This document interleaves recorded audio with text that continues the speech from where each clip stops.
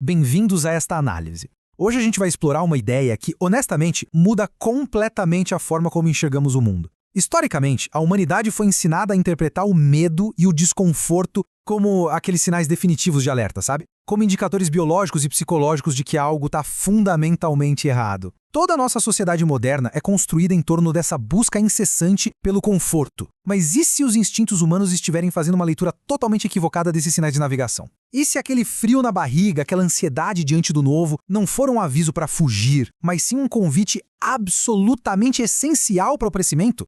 Olha só, vamos mergulhar nisso desafiando uma experiência humana que é quase universal. Aquele impulso automático que a gente sente de sair correndo para o lado oposto quando se depara com escolhas assustadoras ou grandes decisões de vida. Desde muito cedo, somos condicionados a acreditar que sentimentos ruins são um alerta vermelho definitivo para recuar. Assumimos quase que na mesma hora que a presença de desconforto significa que o caminho escolhido está errado. Mas a reflexão que a gente inicia agora questiona exatamente essa premissa. O que acontece quando paramos de tratar o desconforto como um inimigo que precisa ser evitado a todo custo? Essa análise de hoje é extraída diretamente do material transformador da autora Brianna Wiest, naquele seu brilhante livro 101 Ensaios que Mudarão Sua Forma de Pensar. O que esse texto faz é desconstruir de maneira super cirúrgica os mitos sociais, aquela chamada monocultura de uma geração que mantém as pessoas completamente presas em rotinas insatisfatórias. A obra mostra que grande parte desse tumulto interno que a gente vivencia é, na verdade, o resultado de levar uma vida que não se deseja genuinamente só porque aceitamos uma narrativa externa sobre o que é considerado o ideal.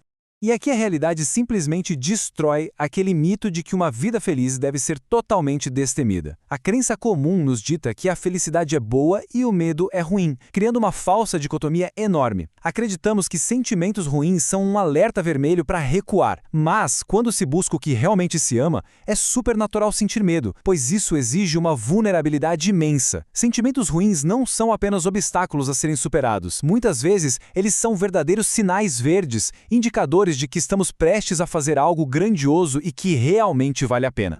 Para entender o porquê disso acontecer, é vital dar uma olhada na mecânica do cérebro humano. A mente tem essa tendência natural de extrapolar o momento presente. Ela frequentemente processa a ansiedade e o desconforto como uma ameaça real à sobrevivência física da pessoa, em vez de reconhecer isso como um sinal de um crescimento intelectual ou emocional que está prestes a acontecer. Nós criamos uma resistência gigantesca porque a mente não consegue prever o que trará felicidade no futuro, ela apenas reconhece o que era familiar lá no passado. Então o novo, que não é familiar, acaba sendo erroneamente interpretado como ruim ou perigoso.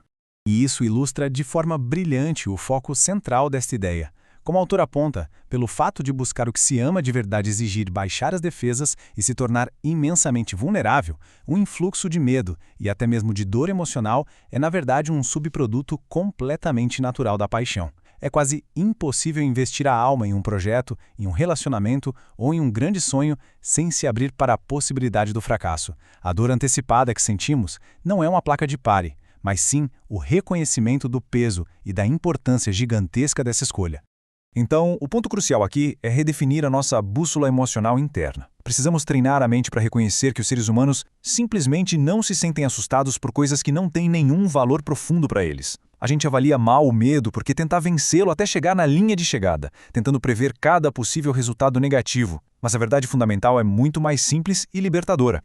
O medo denota interesse. Ele só aparece com força total quando existe um alto grau de investimento emocional ali no meio. Vamos tirar um segundo para deixar essa percepção profunda assentar. A verdade é que o medo não significa o desejo de escapar.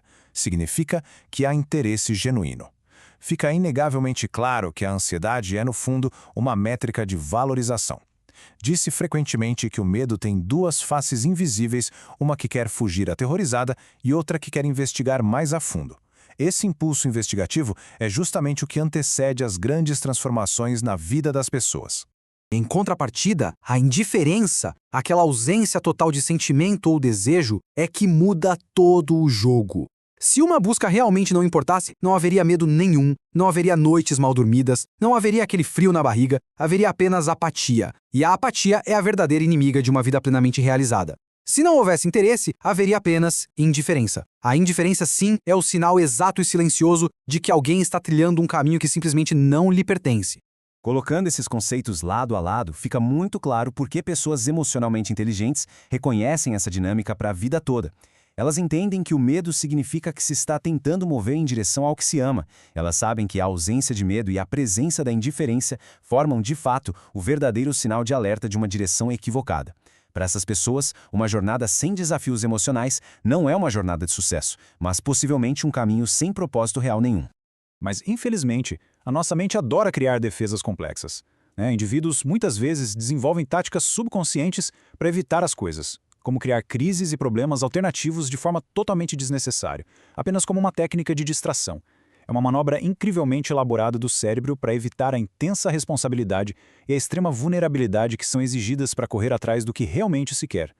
No fundo, não é a crise do momento que perturba, mas sim o medo de realmente assumir as rédeas e viver a vida que se deseja. Isso nos revela a verdadeira bússola da vulnerabilidade. A grande sacada apresentada no texto original é aprender a parar de resistir e começar a usar conscientemente essas emoções aparentemente negativas como uma bússola de navegação precisa e super confiável. Trata-se de alterar a mentalidade para focar no crescimento, compreendendo que onde há resistência e desconforto, existe uma direção bem clara apontando para a expansão pessoal e para as oportunidades mais valiosas.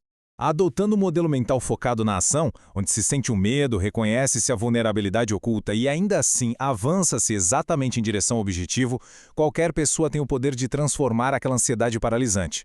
Ela deixa de ser um semáforo vermelho que te obriga a ficar inerte e se torna um caminho claro, focado e bem estruturado em direção às maiores ambições. É a arte de não apenas aceitar a incerteza, mas de usar isso como força motriz. Como foi famosamente notado pelo filósofo Marco Aurélio e genialmente destacado no texto base dessa análise, o impedimento à ação avança a ação. O que está no caminho, torna-se o caminho.